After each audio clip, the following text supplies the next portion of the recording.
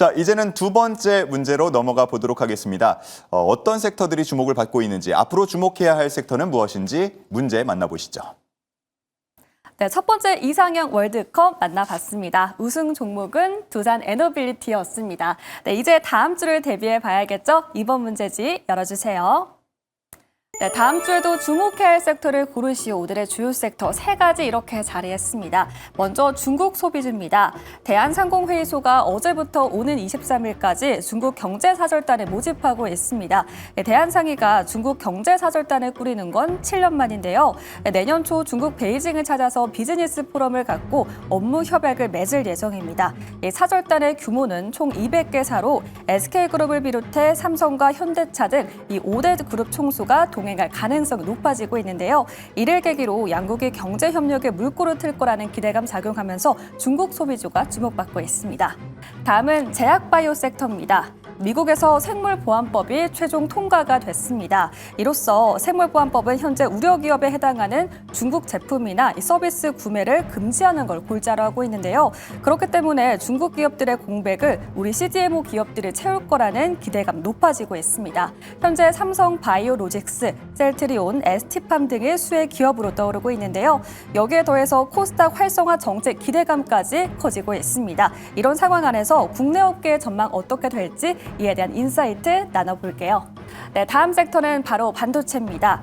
최근 AI 거품론이 반도체 전반을 흔들었죠. 하지만 이번 주에 마이크론이 어닝 서프라이즈를 발표하면서 그 우려감이 일부가 해소됐습니다. AI 메모리 수요 폭증에 간밤 주가도 10% 이상 급등했는데요. 마이크론 CEO는 반도체 슈퍼사이클이 당분간 지속될 것으로 내다보고 있습니다. 이 훈풍이 삼성전자와 SK하이닉스로 이어질 거라는 관측이 나오고 있는데요. 오늘 반도체 대형주 위주로 반등이 나타났죠. 이 상승 랠리 다시 시작될 수 있을지 이에 대한 부분도 해소해 보겠습니다. 네, 이렇게 세 가지 섹터에 대한 부분 나눠봤습니다. 이 안에서 다음 주에 주목해야 할 섹터는 무엇일까요? 두 번째 주식 남녀의 선택 보드를 들어주세요. 자, 이렇게 총 세 가지가 제시가 됐습니다. 중국 소비주, 제약바이오, 반도체. 제약바이오와 반도체는 아무래도 주도주로서 현재 작동을 하고 있는 상황이고 앞으로 기대감이 실려 있는 건 이제 중국 소비주 쪽이 될 것 같습니다. 자, 그래서 두 분께서는 이 세 가지 중에 어느 쪽을 주목해보자라고 말씀을 하시는지 그 답변을 확인을 해보도록 하겠습니다. 자, 답변 들어주시죠. 자, 이화정 과장님은 2번 제약바이오 꼽아주셨고요. 그리고 우리 이 대표님은 3번 반도체를 선택을 해주셨습니다.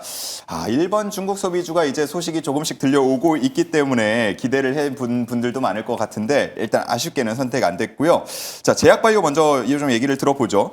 네. 앞서서 이제 브리핑할 때는 미국의 생물보안법 최종 발효 얘기를 했습니다만 사실 여러 가지 모멘텀이 있는 것 같아요. 네, 전체적으로 지금 우시 바이오로이스가 전 세계에 참여하는 그런 기업이기 때문에 결국에는 삼성 바이오로이스 입장에서는 이제 새로운 고객사를 확보할 수 있는 구간에 있죠. 이번 3분기 실적 발표에서도 이미 4공장까지는 이미 풀캡합니다. 결국에는 5월 달부터 본격적으로 5공장이 이제 가동이 시작이 되게 될 것이고, 그러면 새로운 고객사 확보에서 굉장히 우월한 이제 측면에 있다로 좀 볼 수가 있을 것 같은데, 기존에는 이제 인적 분할 하기 전이었죠. 삼성 바이오로이스 입장에서는 삼성 에피스 이제 홀딩스를 떼어내게 되면서 새로운 이제 ADC 업체들이나 다양한 업체들이 수주 물량을 확보해 나갈 수 있는 상황입니다. 아마 지금 전 세계 1위 업체가 스위스 이제 론자라고 얘기를 하고 있는데, 생각보다 삼성 바이오로이스가 빠르게 공장들을 증설을 해 나가면서 그만큼 생산 양 자체는 오히려 캐파는 훨씬 더 높은 상황이니까, 제가 알기로 한 70만 리터 정도 수준으로 좀 알고 있는 상황이기 때문에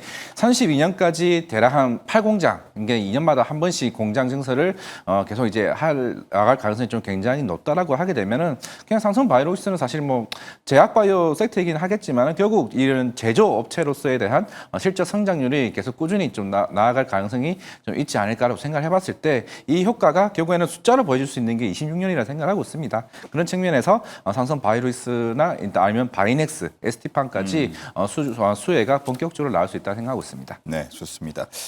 지금 아무래도 이 생물보안법 관련해서 브리핑을 해주신 것 같은데 제약바이오 전체 시장을 두고 봐서도 삼성바이오로직스 CDMO 그쪽이 더 탑픽이라고 보면 되나요? 아, 전체 중에서요? 예, 예. 아니요, 저는 오히려 바이오 플랫폼 쪽이나 플랫폼.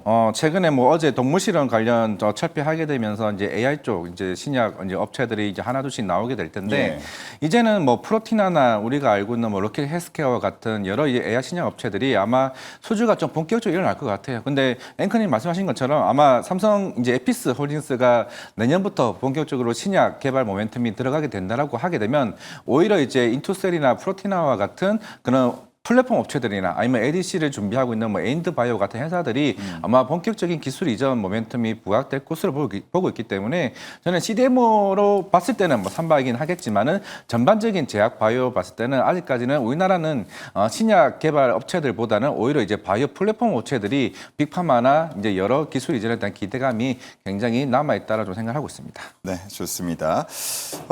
하나만 또 추가적으로 여쭤볼게요. 네. 아무래도 투자자분들 지금 알지노믹스 네. 이거 어디까지 갑니까? 라는 질문들 하고 계실 것 같아서 네. 야, 이게 뭐 더블 따따블 갔다가 또 상한가까지 갔다가 이러니까 이거 어느 정도가 적정 주가인지 어디까지 가는지 상당히 궁금해하실 것 같은데 네. 더 갈 수도 있는 건가요? 오늘 알지노미스가 1조 6천억으로 이제 마무리가 됐네요. 뭐 비교군이 대부분 올리스를 좀 비교를 하더라고요. 결국 RNA 이제 리보핵산 쪽 관련해서 이제 플랫폼을 가지고 있는 회사이기도 하고 제일 중요한 거는 릴리와 계약을 했죠. 기술 이전 1조 9천억짜리를 했습니다. 물론 금액도 중요하긴 하겠지만은 전 세계 1위 바이오 헬스케어 업체에게 선택을 받았다는 것 자체가 그만큼 시장에서 이 회사에 대한 기술력이 좀 더 부각될 수 있다라고 보게 되면은 아마 다음 주 월요일에도 상한가 한 번은 터치를 할 것 같아요. 그러면 이제 따라가야 되냐라고 하기에는 조금 더 시간을 봐야 될 것 같아요. 이제 에인드 바이오 같은 경우도 처음 이제 공모가 상장됐을 때 7천억이었습니다. 이게 아마 5조, 6조까지 가지 않았을까 생각을 하고 있는데 물론 이거는 이제 ADC 같은 비교균이 이제 리가켄 바이오이기 때문에 뭐 7조, 6조 비슷한 수준이고 올리스가 2조고 지금 알지노미스가 대략 한 1조 6천억쯤 감안을 했을 때 향후에 뭐 기술 이전 기대감은 추가적으로 계속 나오긴 할 거긴 하지만은 너무 이제 따라잡기보다는 이미 보낸 건 잘 보내주고 나중에 빠졌을 때 새롭게 충분히 좀 기회가 있다고 생각하고 있습니다. 예, 사실 뭐 지금은 걸어놔도 매수가 안 되는 수준이다 보니까 내가 샀다 그러면 그때는 약간 매수세가 약해졌을 때가 아닌가 그런 생각이 좀 들기도 합니다. 자, 제약바이오 얘기 한번 들어봤고요. 다음은 반도체로 넘어가서 아마 지난주에 짚어주셨던 그 마이크론 실적 발표와 연관해서 이어지는 얘기인 것 같아요. 네, 일단 실적이 그렇게 잘 나왔고 또 우리나라 기업들은 그 훈풍을 이어가지는 못한 것 같아서 그게 다음 주에는 좀 연결고리가 생기지 않을까라고 봤고요. 약간 시간차를 두고. 네, 예. 그럴 수 있다라고 생각을 했고 오히려 오늘 만약에 움직였으면 그 부분에 있어서 물론 아직까지 상방에 대한 룸은 더 많이 남아있다라고 보기 때문에 뭐 하루 이틀의 움직임에 따라서 그렇게 판단하기는 어렵긴 하겠지만 마이크론 실적 발표 전에 한 5% 정도의 시세가 나왔고 맞아요. 항상 세론 역시나 이번에도 좀 세론이었는데 세론이 나오고 나서 바로 저는 그래도 좀 기대감이 다시 살아날 줄 알았는데 오늘 좀 아쉬운 모습이 나타났기 때문에 다음 주에는 시세가 좀 더욱더 탄력적인 모습이 나오지 않을까라고 생각을 했고요. 또 그러니까 AI 쪽에서 뭐 반도체도 그렇긴 하지만 AI 쪽에서 파생될 수 있는 산업에 대한 모멘텀 다음 주에 특히 좀 유효할 거라고 생각이 들어서 반도체를 기점으로 해서 AI 관련된 쪽의 종목군들이 다 같이 좀 좋은 모습이 나타날 수 있을 것이다. 그래서 한번 반도체를 골라봤습니다. 네, 좋습니다. 뭐 반도체에 대한 기대감은 계속 뭐 이어질 거기 때문에 이 얘기는 앞으로 저희가 좀 종종 할 수 있을 것 같고요. 선택을 받지 못한 부분에 대해서도 얘기를 좀 잠깐 간략하게 좀 해보고 싶습니다. 이화정 과장님 눈을 피하는 거 보니까 할 얘기가 별로 없으신 것 같고. 아닙니다. 예. 자, 중국 소비주 관련해서 우리 그럼 이 대표님께 좀 여쭤볼게요. 7년 만입니다. 2019년에 12월에 또 한 100여 명이 갔던 걸로 기억이 나고 이번에는 규모가 좀 클 것 같아요. 최태원 회장이 이끌고 주요 그룹 총수들도 뭐 함께 할 수 있다라는 지금 전망들이 나오기 때문에 주목도는 꽤 높을 것 같거든요. 관련해가지고 주가 추이 뭐 영향받을 가능성은 없을까요? 이 이슈가 나오고 나서 가장 먼저 움직인 쪽이 어딘가라고 생각을 해보면 엔터주들이 가장 먼저 좀 움직였던 것 같아요.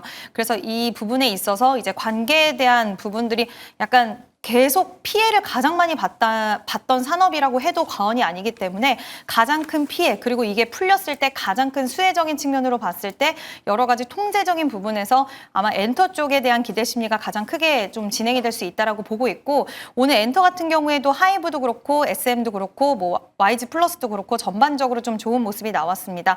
4분기에는 성수기라는 모멘텀, 그리고 내년에 또 상반기 때 BTS 완전체 기대감도 있는 만큼 엔터주들은 저는 이 안에서 좀 관심 있게 보셔도 좋지 않을까라는 생각이 들고요. 다른 중국 소비주라고 했을 때 우리가 항상 좀 이렇게 돌아보는 쪽, 뭐 화장품도 있을 예. 거고 여러 종목군들이 있는데 여전히 약간은 기지개는 피지는 못하는 것 같습니다. 그래서 시세가 나온다고 하더라도 연속적인 부분들은 좀 아쉽기 때문에 만약에 중국 소비주 관련돼서 본다라고 했을 때는 지금은 오히려 엔터 쪽으로 저는 가장 보는 게 유망하지 않을까라는 의견 드려보도록 하겠습니다. 네, 말씀을 해주신 것처럼 저희가 뭐 일반적으로 중국 뭐 경제사절단 파견한다, 중국과 관련된 무언가 종목을 찾는다 그러면 엔터, 화장품 이런 것들 찾기 마련이긴 한데, 앞서서 제가 전해드린 것처럼 지금 뭐 주요 그룹 총수들, 뭐 삼성, 현대 뭐 등등에서 많이 간다고 하잖아요. 여기서 뭔가 의미 있는 중국과의 이야기가 나오기는 아무래도 미국 눈치도 있고 해서 네. 쉽지는 않겠죠? 네, 지금 미국이 중국에 대한 공급망을 오히려 탈피하려는 모습이 있고 우리는 거기서 수혜를 찾는 기업들이 최근에는 좀 시세가 좋았잖아요.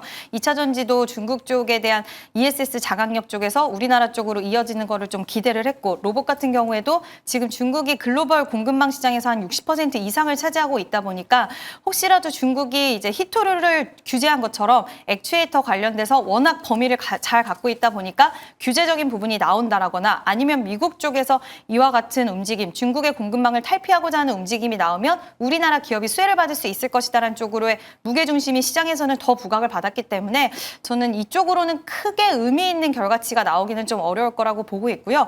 반도체 쪽에서도 지금 오히려 중국의 반도체 산업이 메모리 쪽의 사업이 잘 되면은 좋지는 않은 거라고 생각이 들어서 일단 오히려 우리는 그쪽보다는 차라리 엔터 쪽으로 일단 나라 입장에서도 그렇고 보는 게 좋지 않을까라고 생각을 합니다. 네.